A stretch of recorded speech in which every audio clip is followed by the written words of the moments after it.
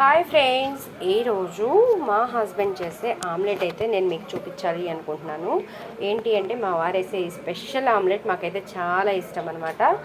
దీనికోసం క్యారెట్ సన్నగా తురిమింది, తర్వాత సన్నగా తరిగిన ఆనియన్ హాఫ్ పీస్ మాత్రమే, ఒక పచ్చిమిర్చి, కొంచెం కరివేపాకు, కొత్తిమీర ఉంటే కంపల్సరీ వేసుకోండి. నాకైతే ఈ వీడియోలో చూపించడానికైతే కొత్తిమీర ఇంట్లో అవైలబుల్గా లేదు, అందుకని ఆమ్లెట్లో నేను కొత్తిమీర వేసుకోవట్లేదు. కాకపోతే ఆమ్లెట్లో కొత్తిమీర ఇంకా చాలా అంటే చాలా బాగుంటుంది. కొత్తిమీర కంపల్సరీ ఉంటే వేసుకోండి.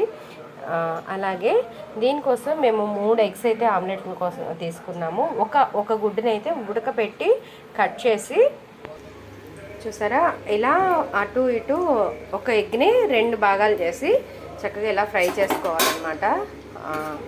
సిమ్లో పెట్టి చక్కగా వేయించుకోవాలి. సో ఇలా వేగేటప్పుడు ఇంకా ప్రాసెస్ ఏంటి అనేది చూసేసేయండి. ఆనియన్స్ వేసుకుంటున్నారు.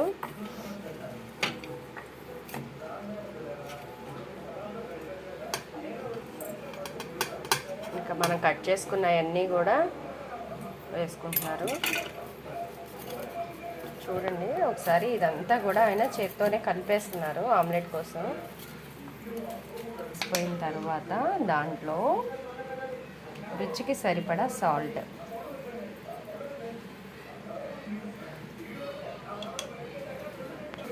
అలాగే ధనియా పౌడర్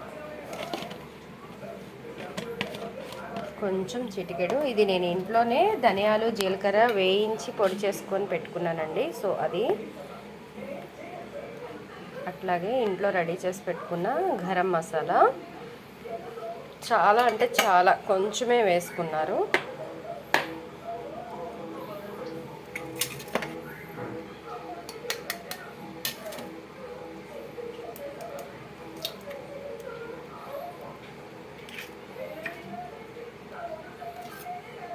అలాగే 2 ఎగ్స్ కూడా కట్ చేసి వేసుకుంటున్నారు.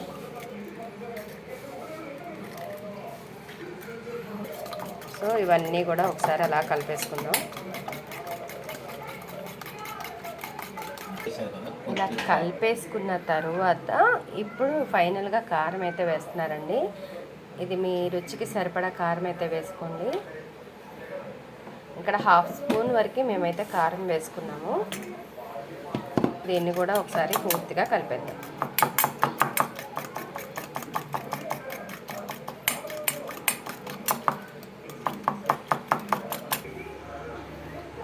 అలా మనం ఫ్రై చేసుకున్నాం కదండి లైట్గా ఎగ్ని, దాని మీదే ఈ ఆమ్లెట్ కూడా వేసేయాలన్నమాట. మనం మిక్స్ చేసి పెట్టుకున్నాం కదా, దాన్ని కూడా వేసేసేయాలి. పొయ్యి మాత్రం ముందు లో ఫ్లేమ్లోనే పెట్టుకోండి. అలా అని చెప్పి మరీ హైలో పెట్టేస్తే ఊరికి మాడిపోద్ది, కానీ లోపల అది ఉడకదు కదా. సో అందుకోసం చక్కగా మీడియం ఫ్లేమ్లో పెట్టుకొని ఆమ్లెట్ని అయితే ప్రిపేర్ చేసుకుందాం.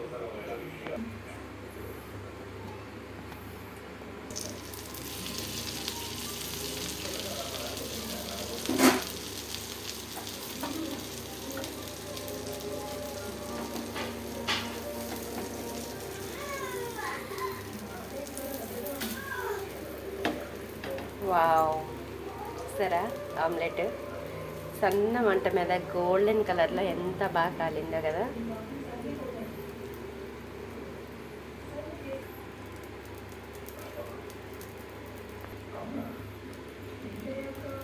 ఒక్కసారి ఇలా నేను చూపించినట్టు ఆమ్లెట్ వేయండి, నిజంగా టేస్ట్ అంటే అద్భుతంగా ఉంటుందంటే నమ్మండి. ఇలా వేసి చూడండి, మళ్ళీ మళ్ళీ తినాలనిపిస్తుంది. ఓకేనా ఫ్రెండ్స్, నా వీడియోస్ కనుక మీకు నచ్చినట్లయితే ప్లీజ్ లైక్ చేయండి, షేర్ చేయండి, సబ్స్క్రైబ్ చేసుకోండి. Thank you for watching.